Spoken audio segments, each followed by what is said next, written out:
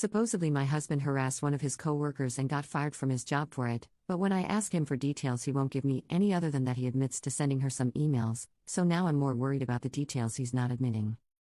My husband Charlie, 41M, and I, 36F, have been together for 10 years, married for 6.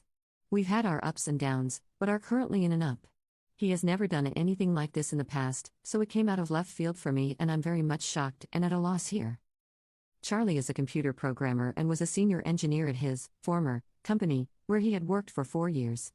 He'd never had any trouble with coworkers and were both friendly with a few of them, mostly other men and their wives.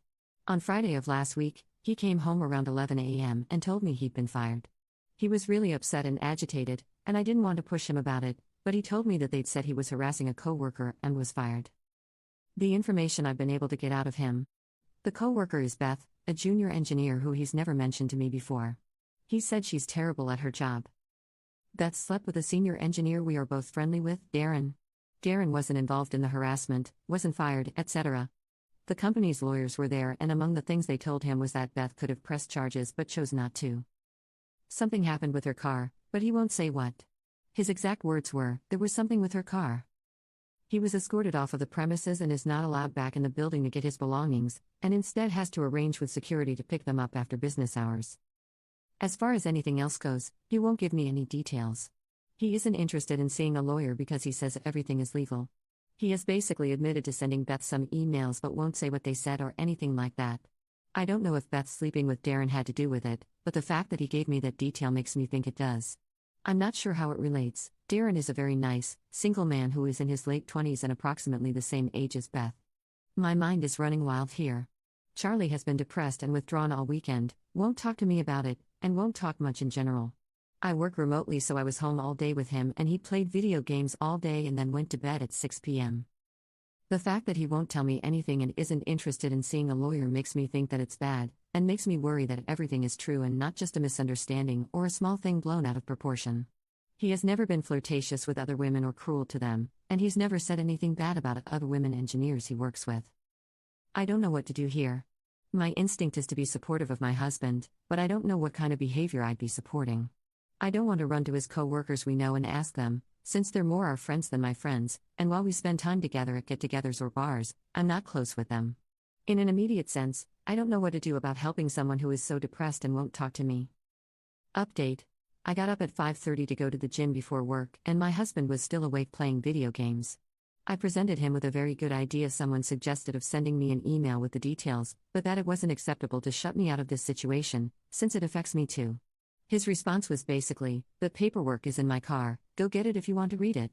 I asked him to go get it so we could look at it together and he said, "You are going to believe what you want anyway."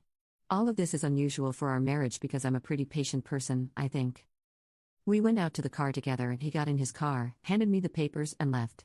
For about 2 hours I was panicked because I didn't know where he went, if he was okay, if he was thinking of hurting himself, but his mother texted me at 9 saying he was over there, asking me what happened, if everything is okay, etc. His parents live about 15 minutes away, and I guess he told her he's going to be staying there.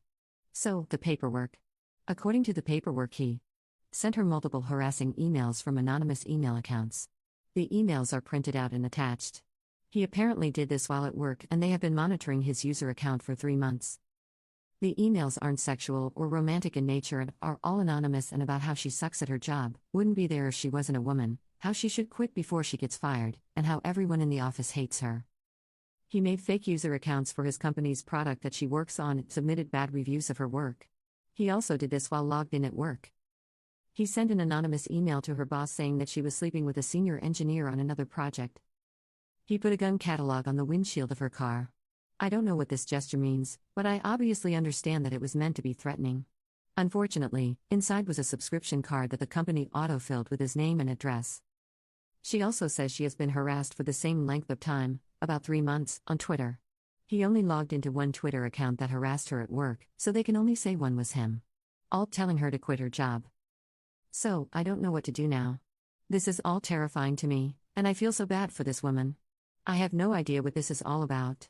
He works with other women engineers, and he has worked with male engineers who don't pull their weight, and he's never done anything like this. I would have bet $1 million that he'd never do anything like this. He's at his parents' right now and I don't know what my next move here could possibly be. This is so scary and out of left field to me.